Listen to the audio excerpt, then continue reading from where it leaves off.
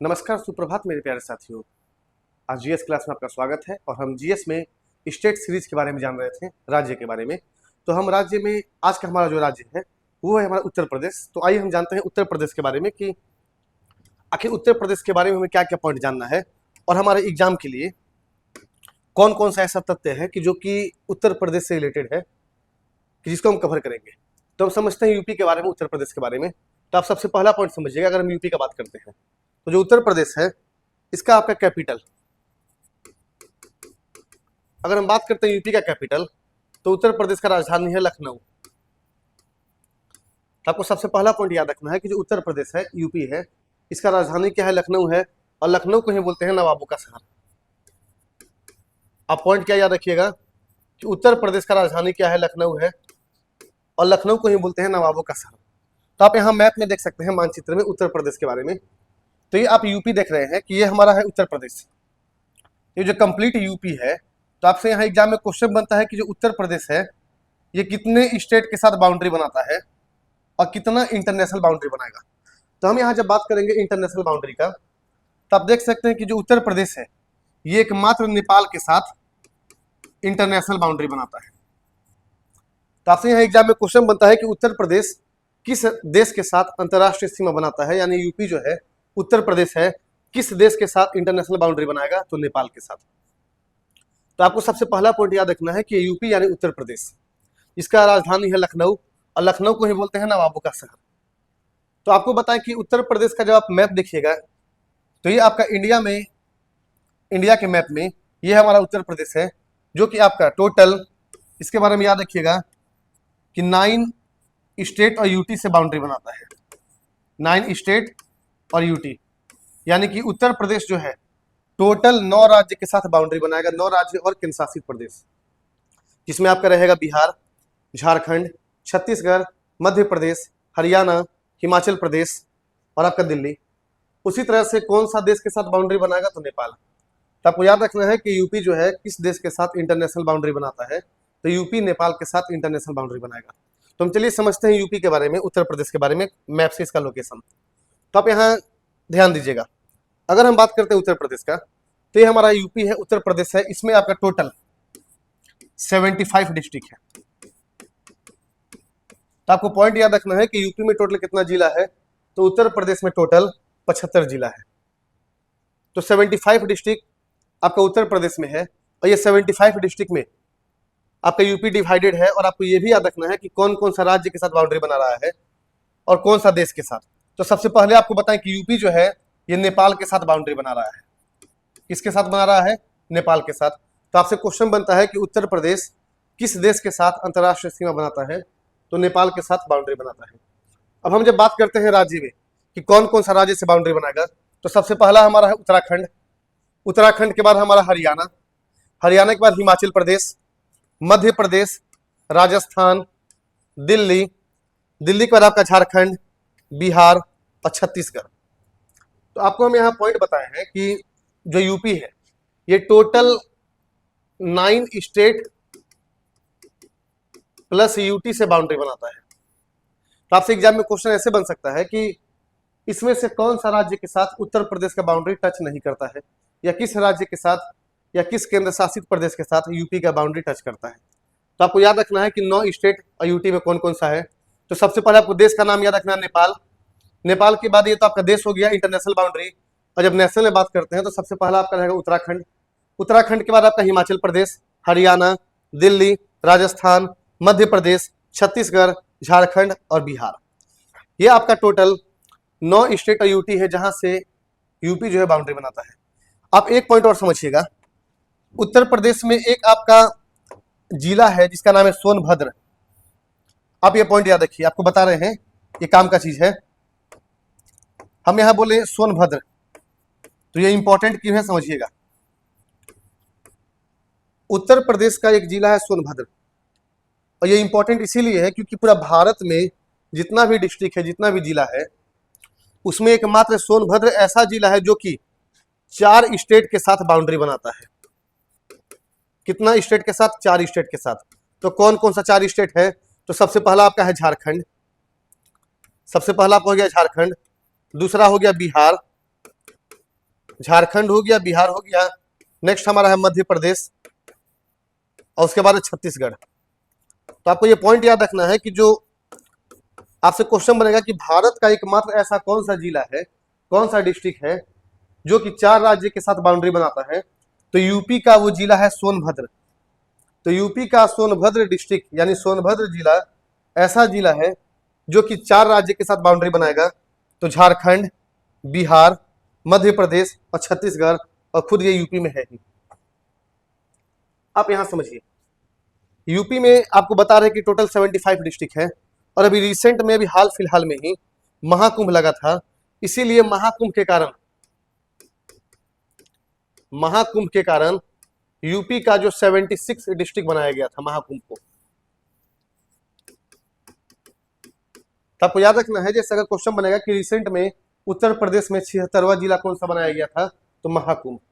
लेकिन अभी प्रॉपर में कितना जिला है, 75 जिला है, और ये आपका महाकुंभ जो है 76 नंबर का डिस्ट्रिक्ट, ये बस बनाया गया था महाकुंभ के दौरान। तो ये आपको हम बता रहे हैं इंडिया के मैप में उत्तर प्रदेश का राजधानी, उत्तर प्रदेश का लोकेशन। और जब बात करते हैं यूपी का राजधानी का, तो ये आपका है यूपी का राजधानी लखनऊ। तो आपको याद रखना है कैपिटल क्या है, लखनऊ। अब हम आगे चल के जब बात करते हैं यूपी के बारे में, तो आपको समझना है सबसे पहला पॉइंट कि यूपी का कैपिटल क्या है। तो आपको बता दिए हैं कि उत्तर प्रदेश का जो राजधानी है ये आपका है लखनऊ, और लखनऊ को ही बोलते हैं नवाबों का शहर। ये पॉइंट याद रखिएगा कि नवाबों का शहर किसे बोलते हैं, लखनऊ को। अगला पॉइंट आएगा कि यूपी का स्थापना कब हुआ, फॉर्मेशन कब हुआ, निर्माण कब हुआ। तो आप यहां समझिए, यहां आपको डेट याद रखना है 1 अप्रैल 1937। देखिए यूपी का हम बात नहीं कर रहे हैं, उत्तर प्रदेश जो है इसका नाम उत्तर प्रदेश चेंज होने से पहले 1937 में यूपी को यूनाइटेड प्रोविंसेस यानी कि संयुक्त प्रांत के नाम से जाना जाता था। आपको हम पॉइंट क्या बता रहे हैं कि उत्तर प्रदेश जो अभी हम नाम सुन रहे हैं, तो उत्तर प्रदेश अभी से पहले संयुक्त प्रांत यानी कि यूनाइटेड प्रोविंसेस के नाम से जाना जाता था, जिसका फॉर्मेशन 1 अप्रैल 1937 को हुआ। लेकिन यही यूनाइटेड प्रोविंसेस संयुक्त प्रांत का नाम जो है 24 जनवरी 1950 को चेंज होकर के यूपी यानी कि उत्तर प्रदेश रखा गया। तो आपको याद रखना है, आपसे क्वेश्चन बनता है कि उत्तर प्रदेश का स्थापना दिवस कब मनाया जाता है। जैसे आपको पता होगा बिहार का 22 मार्च, झारखंड का 15 नवंबर, उसी तरह से यूपी का, तो आप याद रखिएगा 24 जनवरी को। तो 24 जनवरी को यूपी डे मनाया जाता है। अब जब बात करते हैं एरिया का, तो उत्तर प्रदेश जो है ये कितना एरिया कवर किया है, तो आपको एरिया याद रखना है, क्षेत्रफल। तो यूपी जो है 2,40,928 किलोमीटर स्क्वायर एरिया कवर किया है। तो हम जब बात करते हैं उत्तर प्रदेश का एरिया का, तो 2,40,928 किलोमीटर। अब याद रखिएगा 2,40,928 किलोमीटर स्क्वायर यूपी का एरिया है, जो कि पूरा इंडिया में 4th नंबर में आता है एरिया के हिसाब से। लेकिन जब पॉपुलेशन के हिसाब से बात करते हैं, तो पॉपुलेशन में आपका जो 2011 की जनगणना के अनुसार 199.5 मिलियन था, लेकिन अभी 2023 के डेटा के अनुसार 241 मिलियन यूपी का आबादी है। तो आपको याद रखना है, आपसे क्वेश्चन पूछता है कि सर्वाधिक आबादी वाला राज्य, सर्वाधिक आबादी वाला राज्य कौन सा है। तो आपको पॉइंट याद रखिएगा कि सर्वाधिक आबादी वाला राज्य यानी कि मैक्सिमम पॉपुलेशन वाला स्टेट कौन सा है। तो आप यहाँ नाम याद रखिएगा उत्तर प्रदेश, यानी उत्तर प्रदेश वह राज्य है जहां पे सबसे अधिक जनसंख्या है। अब जब बात करते हैं अगला फैक्ट में कि उत्तर प्रदेश के बारे में क्या क्या पॉइंट हम जान सकते हैं, तो हमको जानना है, अभी आपको बताया कि उत्तर प्रदेश में टोटल डिस्ट्रिक्ट कितना है, 75, यानी कि 75 जिला है। यानी कि आपका जो यूपी है ये 75 डिस्ट्रिक्ट है इसमें, और 76 नंबर का जो डिस्ट्रिक्ट बना था महाकुंभ, आपको बताए थे। तो आपसे यहाँ क्वेश्चन पूछता है कि यूपी में टोटल 75 जिला है, तो सबसे ज्यादा क्षेत्रफल वाला एरिया वाला डिस्ट्रिक्ट कौन सा है, इसका क्षेत्रफल मैक्सिमम है। तो आपको इसका नाम याद रखना है, लखीमपुर डिस्ट्रिक्ट, लखीमपुर जिला। तो आप पॉइंट क्या याद रखिएगा कि उत्तर प्रदेश का लखीमपुर जिला जो है ये आपका मैक्सिमम क्षेत्रफल वाला एरिया है। और ये इंपॉर्टेंट इसीलिए है क्योंकि उत्तर प्रदेश का एकमात्र नेशनल पार्क, यूपी का यानी उत्तर प्रदेश का एकमात्र national park Dudhwa national park, जो कि लखीमपुर में ही है। तो आपको नाम याद रखना है उत्तर प्रदेश का एकमात्र national park Dudhwa national park कहाँ पर है? यूपी में है। और यूपी में कहाँ पर? लखीमपुर जिला में, जो कि आपका यूपी का सबसे ज्यादा क्षेत्रफल वाला डिस्ट्रिक्ट है। अब बात करते हैं कि उत्तर प्रदेश में जो हाईकोर्ट है वो कौन सा है। तो जो हाईकोर्ट का बात करते हैं, यूपी का हाईकोर्ट, तो इलाहाबाद हाईकोर्ट। तो आपको पॉइंट याद रखना है कि हाईकोर्ट में, कि यूपी का हाईकोर्ट इलाहाबाद हाईकोर्ट, जिसका इस्टेब्लिशमेंट 1866 1866 में हुआ था। तो आपको यहाँ पॉइंट बता रहे हैं यूपी में जिला, तो पहले बताए 75 जिला है, लेकिन महाकुंभ के दौरान एक 76 नंबर का जिला बनाया गया था, इसका नाम ही था महाकुंभ। और ये 75 जिला में जो सबसे अधिक क्षेत्रफल वाला जिला है तो लखीमपुर जिला है, जहां पे उत्तर प्रदेश का एकमात्र national park Dudhwa national park है। इसके बाद आपको बता रहे हैं कि उत्तर प्रदेश का हाईकोर्ट, तो आपको नाम याद रखना है कि इलाहाबाद हाईकोर्ट, जिसका स्थापना 1866 में हुआ था।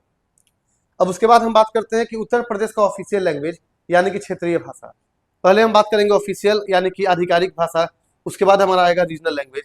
तो हम जब ऑफिशियल लैंग्वेज का बात करते हैं तो आपका यूपी में जो ऑफिशियल लैंग्वेज है हिंदी और उर्दू, ये तो आपका ऑफिशियल हो गया। लेकिन जब रीजनल लैंग्वेज क्षेत्रीय भाषा का बात करते हैं तो आपको याद रखना है अवधी। तो अवधी कहाँ का भाषा है? तो यूपी का। अवधी, भोजपुरी, ब्रज, बुंदेली, बघेली और कौरवी। तो आपको ये उत्तर प्रदेश का रीजनल लैंग्वेज यानी कि क्षेत्रीय भाषा का नाम याद रखना है। तो क्या नाम है क्षेत्रीय भाषा का? तो अवधी, भोजपुरी, ब्रज, बुंदेली, बाघेली और कौरवी, ये आपका उत्तर प्रदेश का रीजनल लैंग्वेज है। और ऑफिशियल लैंग्वेज में आपका हिंदी और उर्दू है। अब आगे हम बात करते हैं नेक्स्ट फैक्ट में, ये अगला पॉइंट क्या है। तो आपको समझना है कि उत्तर प्रदेश का सीएम और गवर्नर, आपको पहले ही बताया कि जो सीएम और जो गवर्नर वाला पोर्शन है, जो मुख्यमंत्री और राज्यपाल, ये पोर्शन आपका जब भी एग्जाम होगा तो उस एग्जाम से कुछ दिन पहले देख लीजिएगा कि किस राज्य का मुख्यमंत्री या राज्यपाल कौन है, क्योंकि ये चेंज हो सकता है। लेकिन आप यूपी का मुख्यमंत्री का नाम याद रखिएगा, योगी आदित्यनाथ, जो कि भारतीय जनता पार्टी यानी कि बीजेपी से बिलोंग करते हैं। तो उत्तर प्रदेश का मुख्यमंत्री योगी आदित्यनाथ, फिर गवर्नर आनंदीबेन पटेल। फिर यहां आपको समझना है कि उत्तर प्रदेश में विधानसभा का सीट, तो आप समझिए एक पॉइंट आपको बता दें। अगर हम बात करते हैं यूपी का, उत्तर प्रदेश का, तो आपको पॉलिटिकल स्ट्रक्चर में याद रखना है कि जो उत्तर प्रदेश है, सबसे पहला पॉइंट, अगर हम डिस्ट्रिक्ट में बात करें तो जिला में मैक्सिमम डिस्ट्रिक्ट कौन सा स्टेट में है? तो यूपी में है। कितना? तो 75। दूसरा बात करते हैं लोकसभा का सीट। नेक्स्ट हमारा क्या है? लोकसभा का सीट। तो लोकसभा का सीट भी सबसे ज्यादा कहां पर है? तो यूपी में है। और कितना है? तो ये भी आपको याद रखना है, लोकसभा का 80 सीट है। इसके बाद हम जानेंगे राज्यसभा का सीट। तो राज्यसभा का भी यूपी में मैक्सिमम सीट है, और ये सीट कितना है? तो 31। इसके बाद हमारा है विधानसभा। तो यूपी में विधानसभा का कितना सीट है? तो यूपी में विधानसभा का सीट है 403। और नेक्स्ट हमारा है विधान परिषद। विधान परिषद, तो विधान परिषद का कितना सीट है? तो 100, यानी कि लेजिस्लेटिव काउंसिल। तो आपको यहाँ पॉइंट याद रखना है कि उत्तर प्रदेश जो है किस किस क्षेत्र में मैक्सिमम है। तो पहला आपको पता है डिस्ट्रिक्ट यानी 75 जिला, लोकसभा का 80 सीट, राज्यसभा का 31, विधानसभा 403 और विधान परिषद 100। और साथ में यह भी याद रखना है कि जनसंख्या में भी ये टॉप में है, जनसंख्या में भी मैक्सिमम है उत्तर प्रदेश का। तो यहां तक आपको क्लियर हुआ होगा कि आपको पॉइंट हम क्या क्या बता रहे थे। तो आपको बताएं कि विधानसभा का सीट 403, लोकसभा 80, राज्यसभा 31 और विधान परिषद 100 सीट। नेक्स्ट हमारा पॉइंट है लिटरेसी रेट यानी कि साक्षरता दर, और साथ में कौन कौन सा फेमस एजुकेशनल इंस्टीट्यूट है यूपी में। तो आपको समझना है कि जो लिटरेसी रेट यानी साक्षरता दर का जब बात करते हैं तो साक्षरता दर में यानी कि लिटरेसी रेट में जो यूपी है ये कितना परसेंट है। तो आपको याद रखना है कि 2011 की जनगणना के अनुसार, 2011 की जनगणना के अनुसार यूपी का लिटरेसी रेट 67.6%। इसको आप याद रखिएगा कि 2011 की जनगणना के अनुसार जो यूपी का जो साक्षरता दर है 67.6% है। अब यहाँ पे कुछ इंपॉर्टेंट और आपका फेमस इंस्टीट्यूट है जिसका आप नाम सुने होंगे। सबसे पहला BHU, बनारस हिंदू यूनिवर्सिटी, काशी हिंदू विश्वविद्यालय। आपको जानकारी होगा कि BHU जो है इसका स्थापना मदन मोहन मालवीय, मदन मोहन मालवीय के द्वारा किया गया। तो आपको हम BHU के बारे में बता रहे हैं कि यूपी का ही है BHU, Banaras Hindu university Varanasi, establishment Madan Mohan Malviya. Next हमारा है BHU के बाद AMU, जिसे जानते हैं अलीगढ़ मुस्लिम यूनिवर्सिटी। तो BHU के बाद हमारा है AMU, अलीगढ़ मुस्लिम यूनिवर्सिटी। इसके बाद हमारा नेक्स्ट है IIT कानपुर, फिर हमारा है IIM लखनऊ और यूनिवर्सिटी ऑफ इलाहाबाद यानी इलाहाबाद यूनिवर्सिटी। तो ये आपका देखिए ऐसे तो बहुत सारा संस्था है, एजुकेशन इंस्टीट्यूट है उत्तर प्रदेश में, लेकिन हमारे जो एग्जाम पर्पज से जो इंपॉर्टेंट है BHU, AMU, IIT Kanpur, IIM Lucknow और यूनिवर्सिटी ऑफ इलाहाबाद। तो ये आपको बता रहे हैं कि उत्तर प्रदेश का एजुकेशन और लिटरेसी से रिलेटेड। नेक्स्ट हमारा पॉइंट है, अब जब बात करते हैं उत्तर प्रदेश का रिवर यानी नदी का, तो आपको पता होगा गंगा नदी। बिहार में आपको बताए थे इसके बारे में, जो आपको बिहार पढ़ाए थे गंगा नदी के बारे में। तो आपको जब उत्तराखंड पढ़िएगा तो वहाँ आपको जानना होगा कि गंगा नदी का शुरुआत कैसे होता है, ओरिजिन कैसे होता है। तो गंगोत्री से गंगा नदी का शुरुआत होता है, कैसे कैसे कहाँ से पास करेगा और कहाँ पर, प्रयागराज में, यानी जो इलाहाबाद अभी आप नाम देख रहे थे, समझिएगा। जैसे यहाँ पर आप इलाहाबाद नाम देख रहे हैं तो इलाहाबाद को ही बोलते हैं प्रयागराज, और प्रयागराज को ही बोलते हैं संगम का धरती। समझिएगा, प्रयागराज को क्या बोलते हैं, तो संगम का धरती, क्योंकि यहीं पर आपका संगम होता है गंगा का। अब जब उत्तराखंड पढ़िएगा या आपको जब गंगा नदी के बारे में बताएंगे तो वहां आपको जानकारी हो जाएगा कि गंगा नदी कैसे कैसे कहां से पास करता है। लेकिन यहाँ भी आप समझिए कि यूपी से गंगा नदी, यमुना, तो आप यमुना में याद रखिए गंगा का सबसे बड़ा ट्रिब्यूटरी। तो आपसे क्वेश्चन बनता है कि गंगा का सबसे बड़ा सहायक नदी, गंगा का सबसे बड़ा सहायक नदी, सहायक नदी का मतलब है ट्रिब्यूटरी रिवर। तो गंगा का सबसे बड़ा ट्रिब्यूटरी कौन सा है, तो यमुना। फिर आपका गोमती, घाघरा, चंबल, बेतवा, केन। आपको बता दें कि बेतवा, केन, चंबल जो है ये सब उत्तर प्रदेश का कुछ इंपॉर्टेंट डैम और जो आपका प्रोजेक्ट है वो सब चल रहा है। तो यहाँ हम जब बात करते हैं रिवर के बाद इंपॉर्टेंट डैम कि आपका उत्तर प्रदेश का कौन कौन सा डैम इंपॉर्टेंट है, तो सबसे पहला आपका है रिहंद डैम, मोस्ट इंपॉर्टेंट। जो आपको तीनों बता रहे हैं, तीनों आपको याद रखना है कौन कौन सा है। सबसे पहला आपका है रिहंद डैम।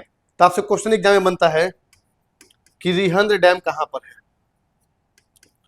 तो आप याद रखिएगा कि रिहंद डैम उत्तर प्रदेश में है और कौन सा रिवर पे है, तो आपको रिवर का भी नाम याद रखना है, रिहंद रिवर।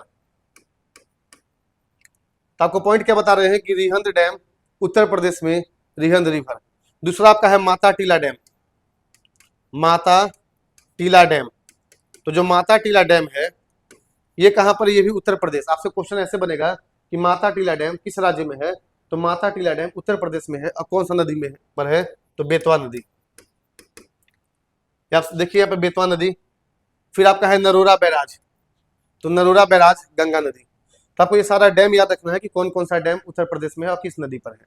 तो डैम के बाद हमारा अगला पोर्शन रहेगा लेक, यानी कौन कौन सा झील इंपॉर्टेंट है। तो आप झील में याद रखिएगा सबसे पहला है राधा कुंड। तो राधा कुंड झील कहां पर, मथुरा में। बरुआ सागर झील झांसी और मोती झील लखनऊ। तो आपको तीनों झील का नाम याद रखना है, राधा कुंड। तो राधा कुंड, बरुआ सागर और मोती लेक, आप तीनों का नाम याद रखिएगा। पहला आपको बता रहे हैं राधा कुंड, राधा कुंड के बाद बरुआ सागर, बरुआ सागर और उसके बाद मोती झील। मोती झील एग्जाम के लिए इंपॉर्टेंट है, पूछा हुआ क्वेश्चन भी है कि मोती झील किस राज्य में है, तो मोती झील उत्तर प्रदेश। यानी आपका राधा कुंड, बरुआ सागर और मोती लेक ये सारा आपका कहां पर है, उत्तर प्रदेश में।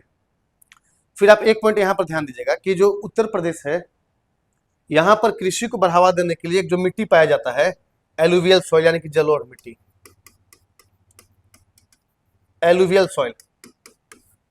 आप यहां समझिए, आपको हम पॉइंट बता रहे हैं कि जो एलुवियल सॉइल है यानी कि rich alluvial soil supporting agriculture, यानी कृषि को बढ़ावा देने वाली समृद्ध जलोढ़ मिट्टी उत्तर प्रदेश में सबसे ज्यादा पाया जाता है।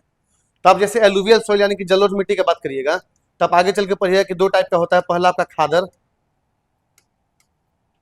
और दूसरा आपका बांगर,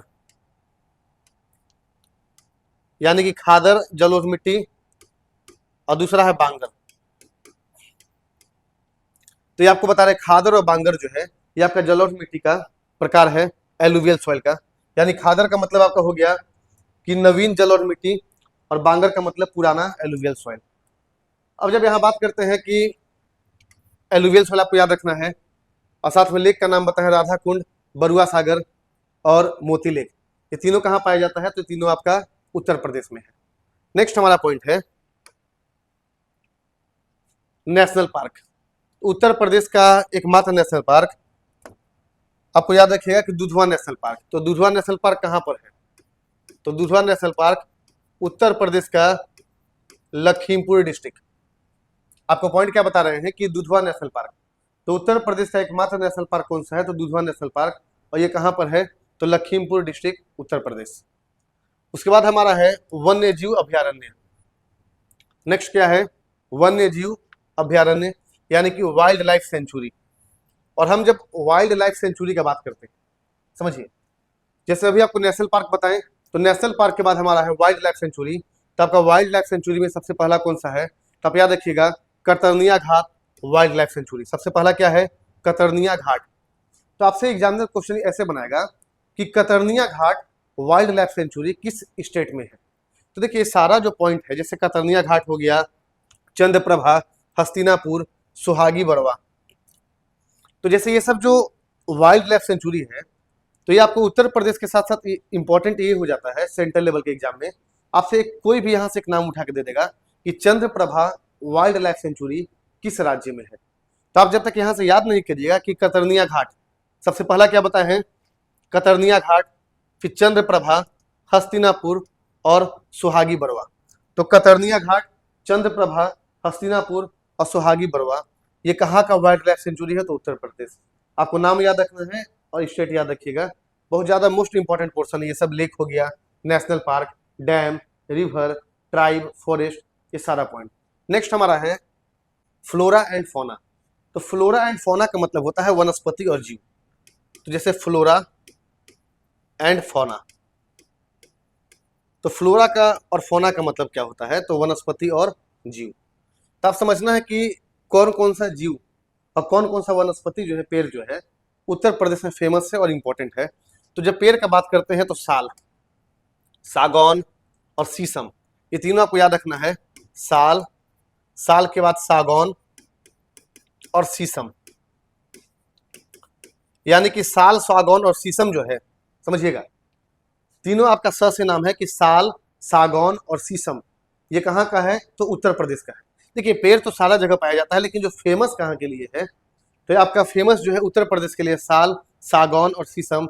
और जब बात करते हैं वन्य जीव का, तो आपका टाइगर, तेंदुआ, हाथी, दलदली हिरण, ये सारा जो आपका और अलग अलग प्रकार का पक्षी पाया जाता है। तो आपको ये पेड़ का याद रखना है कि साल, सागौन और शीशम उत्तर प्रदेश का है। नेक्स्ट हमारा पॉइंट है फोक आर्ट एंड पेंटिंग। ये सब इंपॉर्टेंट सेगमेंट में आता है। फोक आर्ट हो गया, पेंटिंग हो गया, ट्राइब हो गया, फेस्टिवल हो गया, टेम्पल हो गया। समझिए जब हम फोक आर्ट और पेंटिंग की बात करते हैं, तो उत्तर प्रदेश का कौन कौन सा लोक कला और चित्रकला है? ये आपका है लोक कला, चित्रकला। समझिए हम यहाँ बता रहे हैं लोक कला और चित्रकला, यानी कि फोक आर्ट और पेंटिंग। तो आपका फोक आर्ट और पेंटिंग में कौन कौन सा समझिएगा? तो सबसे पहला आपका यूपी का जो फोक आर्ट है और पेंटिंग, जिसका नाम है भोजपुरी पेंटिंग। तो सबसे पहला क्या होगा हमारा? Bhojpuri painting, Braj painting. आप सबका नाम साथ साथ याद करते जाइएगा। सबसे पहला आपका है भोजपुरी पेंटिंग। भोजपुरी पेंटिंग के बाद नेक्स्ट हमारा है ब्रज पेंटिंग। ब्रज के बाद चित्रकूट, चित्रकूट कला। फिर आपका है सांझी कला। देखिए आपको क्या क्या बता रहे हैं। तो भोजपुरी पेंटिंग, ब्रज पेंटिंग, चित्रकूट चित्रकला, सांझी कला, टेराकोटा, जारदोजी कढ़ाई, चिकनकारी। चिकनकारी इंपॉर्टेंट है। देखिए जो इंपॉर्टेंट है वो बता रहे हैं। सबसे पहला आपको क्या बता रहे हैं? देखिए भोजपुरी पेंटिंग, आप समझ सकते हैं कि भोजपुरी पेंटिंग जो है बिहार और यूपी का है। Braj painting, Braj painting important है। ब्रज पेंटिंग के बाद चित्रकूट चित्रकला, इसके बाद सांझी कला, सांझी कला का टेराकोटा, जारदोडी, चिकनकारी, बनारसी बुनाई, तब बनारसी को याद रख सकते हैं कि बनारस यूपी में है, तो बनारसी बुनाई यूपी का है। Applique work, applique work most important, और लकड़ी पर नक्काशी, आप समझिएगा। तो ये आपको नेक्स्ट पॉइंट बता रहे हैं कि जो कौन कौन सा फोक आर्ट और पेंटिंग जो है उत्तर प्रदेश का है। तो हम यहाँ जब लोक कला और चित्रकला का बात किए हैं कि लोक कला और चित्रकला में कि उत्तर प्रदेश का कौन सा फेमस लोक कला है और चित्रकला है, तो सबसे पहला आपका आएगा भोजपुरी पेंटिंग। तो भोजपुरी पेंटिंग जो है उत्तर प्रदेश के साथ साथ बिहार का भी है। तो हमारा हो गया भोजपुरी पेंटिंग, ब्रज पेंटिंग, चित्रकूट, सांझी कला, टेराकोटा, जरदोजी, चिकनकारी, बनारसी और एप्लिक वर्क और लकड़ी पर नक्काशी, ये सारा जो है फोक आर्ट और पेंटिंग स्टाइल कहाँ का है, उत्तर प्रदेश का। आपसे यहाँ से क्वेश्चन कैसे बनेगा समझा रहे हैं। आपसे यहाँ से एक भी कोई क्वेश्चन उठा देगा कि सांझी आर्ट यानी सांझी कला किस राज्य का लोक कला है, तो सांझी आर्ट किस स्टेट का फोक आर्ट है, तो आपको याद रखना है कि कौन सा स्टेट का है, तो उत्तर प्रदेश का। तो भोजपुरी पेंटिंग, ब्रज पेंटिंग, चित्रकूट, सांझी कला, टेराकोटा, जरदोजी, चिकनकारी, बनारसी, एप्लिक वर्क और लकड़ी पर नक्काशी। तो ये आपका हो गया उत्तर प्रदेश का फोक आर्ट एंड पेंटिंग। अगला हमारा जो सेगमेंट रहेगा ये आप समझिएगा, प्रमुख जनजाति कि उत्तर प्रदेश का कौन कौन सा जनजाति है, तो थारू, भोक्सा, गोंड, खरवाल और सहरिया। अपना नाम याद रखिएगा, थारू, थारू के बाद भोक्सा, थारू हो गया भोक्सा, गोंड, गोंड के बाद खरवार, गोंड, खरवार और सहरिया। तो ये जो आपको हम बता रहे हैं समझिए कि थारू, भोक्सा, गोंड, खरवार और सहरिया ये कहाँ का ट्राइब है, तो ये आपका उत्तर प्रदेश का ट्राइब है। तो आपको जनजाति याद रखना है, जिस हिसाब से क्वेश्चन बनेगा सिंपल सा, एक भी कोई यहाँ से ट्राइब उठा देगा कि थारू जनजाति किस राज्य का जनजाति है, क्वेश्चन समझिए। यहां से आपसे क्वेश्चन पूछ दिया है, कोई भी एक दे देगा, Tharu tribe belongs to which state. आपसे क्वेश्चन कैसे बनेगा कि Tharu tribes belongs to which state, यानी कि थारू जनजाति किस राज्य से बिलोंग करता है। आपके सामने ऑप्शन दे देगा मध्य प्रदेश, छत्तीसगढ़, वेस्ट बंगाल और उत्तर प्रदेश। तो जब तक आपको ये नहीं याद रहेगा कि कौन सा जनजाति कहाँ का है, तो थारू, भोक्सा, गोंड, खरवार और सहरिया, तो आपको ये पॉइंट याद रखना है कि कौन सा ट्राइब कहाँ का है। तो आप यहाँ बता सकते हैं कि Tharu tribes belongs to Uttar Pradesh. यहाँ तक क्लियर है। अब आगे चलते हैं जनजाति के बाद, ये आपको बताया मेजर ट्राइब्स यानी कि प्रमुख जनजाति। इसके बाद हमारा है फेस्टिवल। तो फेस्टिवल में देखिए उत्तर प्रदेश जो है ये आपका यूपी और बिहार जो है नॉर्थ इंडिया का है, तो नॉर्थ इंडिया में जो कॉमन फेस्टिवल होता है तो आपका फेस्टिवल है। तो आपको देखिए फेस्टिवल में जो ज्यादा इंपॉर्टेंट रहेगा ना, साउथ इंडिया का और नॉर्थ ईस्ट का। आपको बता दें जो फेस्टिवल में जो सबसे ज्यादा इंपॉर्टेंट है ये आपका नॉर्थ ईस्ट और दूसरा साउथ इंडिया। फेस्टिवल और टेम्पल में, फेस्टिवल और टेम्पल में नॉर्थ ईस्ट का और साउथ इंडिया का ज्यादा पूछता है। ये तो आपको बता रहे हैं उत्तर प्रदेश का जो फेस्टिवल ये तो कॉमन है, होली, दिवाली, ईद उल फितर, कृष्ण जन्माष्टमी, नवरात्रि, रामनवमी, बुद्ध पूर्णिमा, कुंभ मेला, ताज महोत्सव, गंगा दशहरा। ताज महोत्सव मोस्ट इंपॉर्टेंट है, ये एक इंपॉर्टेंट है ताज महोत्सव। आपसे क्वेश्चन बन सकता है कि ताज महोत्सव कहाँ का है, तो आगरा यानी उत्तर प्रदेश का है। और बाकी ये तो आपका कॉमन फेस्टिवल है, लेकिन आपको फेस्टिवल में नॉर्थ ईस्ट इंडिया का और साउथ इंडिया का मोस्ट इंपॉर्टेंट रहेगा कि कहाँ का फेस्टिवल क्या है। फेस्टिवल के बाद हम अगला पॉइंट जानते हैं उत्तर प्रदेश से रिलेटेड। अगला हमारा है टेम्पल यानी कि मंदिर। तो समझिए कौन कौन सा मंदिर जो है। सबसे पहले देखिए काशी विश्वनाथ मंदिर। तो आप यहाँ नाम से जान सकते हैं कि काशी विश्वनाथ बनारस का है। तो आपका काशी विश्वनाथ जब बनारस का है तो काशी विश्वनाथ टेम्पल कहाँ का होगा, उत्तर प्रदेश का होगा। तो काशी विश्वनाथ टेम्पल के बाद कृष्ण जन्मभूमि मंदिर जो कि मथुरा में है। तो आपको यहाँ पॉइंट याद रखना है। सबसे पहला आपको बताएं काशी विश्वनाथ मंदिर, इससे पहले आपको बताए थे कि काशी हिंदू विश्वविद्यालय, काशी हिंदू विश्वविद्यालय यानी कि बनारस हिंदू यूनिवर्सिटी। और आपको वहां पॉइंट बता चुके थे कि बीएचयू का स्थापना, इसी को शॉर्ट में बोलते हैं बीएचयू, बनारस हिंदू यूनिवर्सिटी, जिसका स्थापना मदन मोहन मालवीय ने किया था। तो यहाँ आपको बताएं काशी विश्वनाथ मंदिर वाराणसी, कृष्ण जन्मभूमि मंदिर मथुरा, बांके बिहारी मंदिर। देखिए आपको नाम से यहाँ से पता चल रहा होगा, जैसे काशी विश्वनाथ तो यूपी का है, कृष्ण जन्मभूमि तो कृष्ण मथुरा, बांके बिहारी वृंदावन, राम जन्मभूमि अयोध्या, संकट मोचन हनुमान मंदिर वाराणसी यानी यूपी। फिर आपका है भारत माता मंदिर, ये इंपॉर्टेंट रहेगा, समझिएगा। इससे पहले अभी जितना भी मंदिर आया था तो वो आप नाम से बता सकते थे कि यूपी में है, लेकिन भारत माता मंदिर आपसे क्वेश्चन पूछता है कि भारत माता मंदिर जो है कहां पर है। एक यहां से क्वेश्चन हम पूछना चाहते हैं आपसे कि भारत माता का चित्र, भारत माता का चित्र जो है यानी कि भारत माता पेंटिंग, यानी भारत माता चित्र, भारत माता का पेंटिंग सबसे पहले किसने बनाया था? आप इसका आंसर कमेंट बॉक्स करिएगा।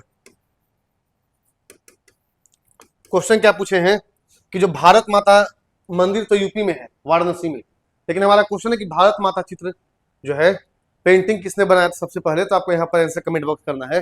फिर आपका है अलोपी देवी मंदिर, देवा शरीफ। नेक्स्ट हमारा है श्रावस्ती।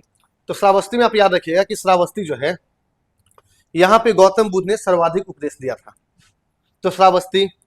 फिर आपका सारनाथ, ये भी आपका यूपी में। तो आपको दो जगह बताएं, एक श्रावस्ती, श्रावस्ती के बाद दूसरा हमारा है सारनाथ।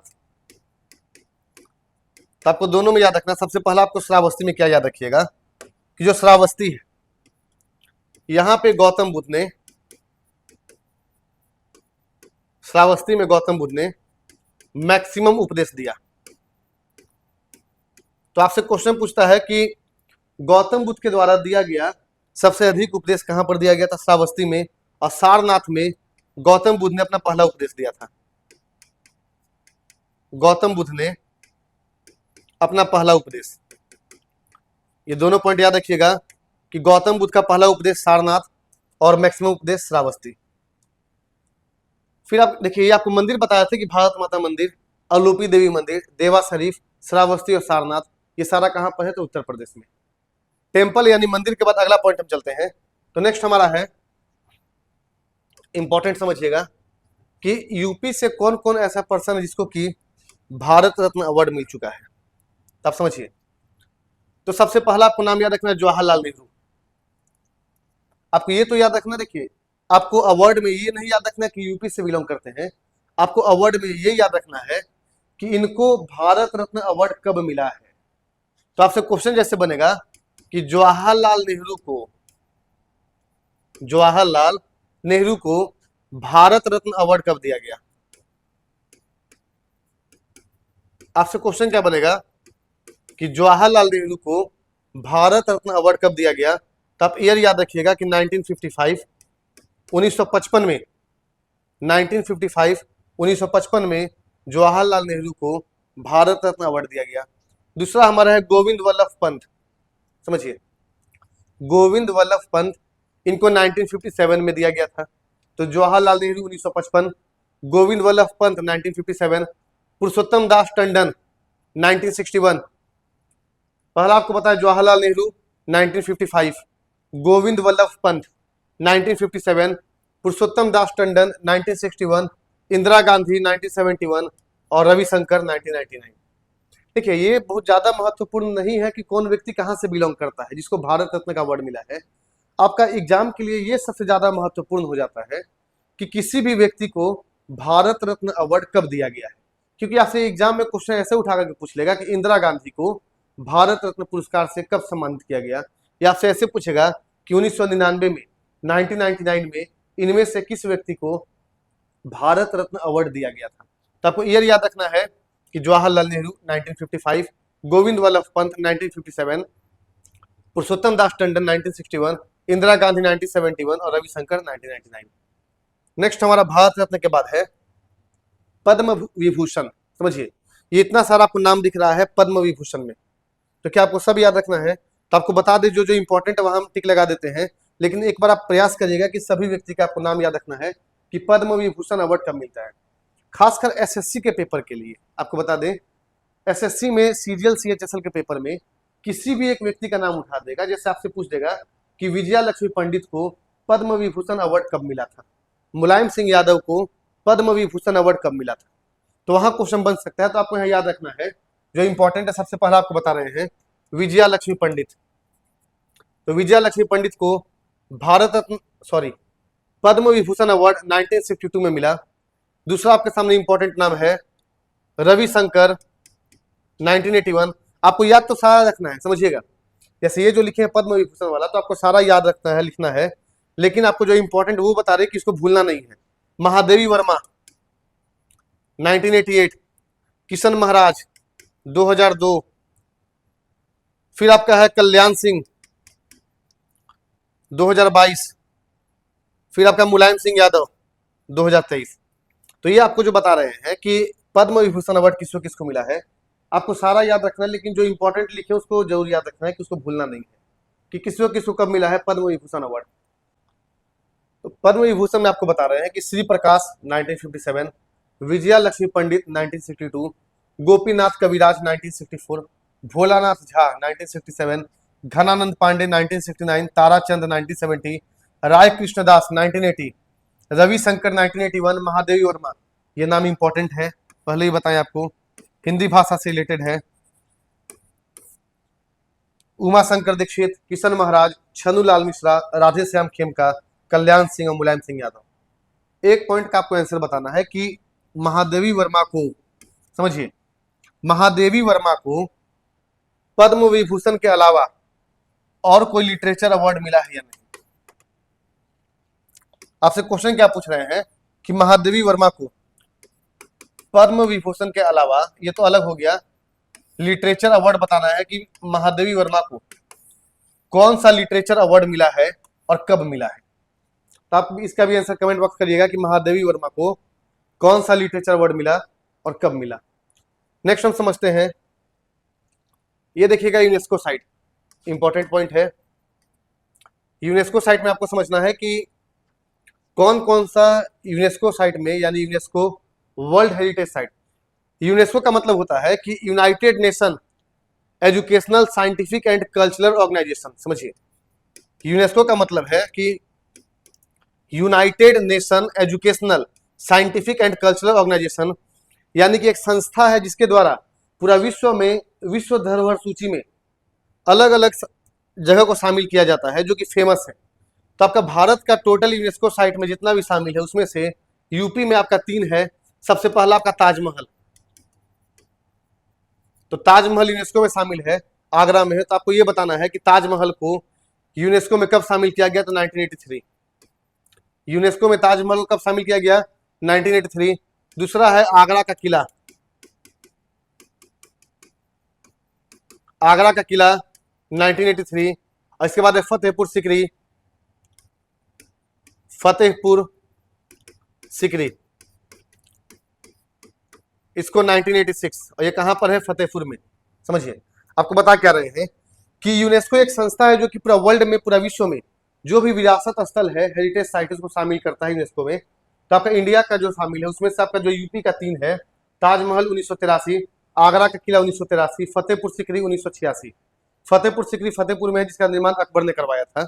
इसको 1986 में शामिल किया गया यूनेस्को में।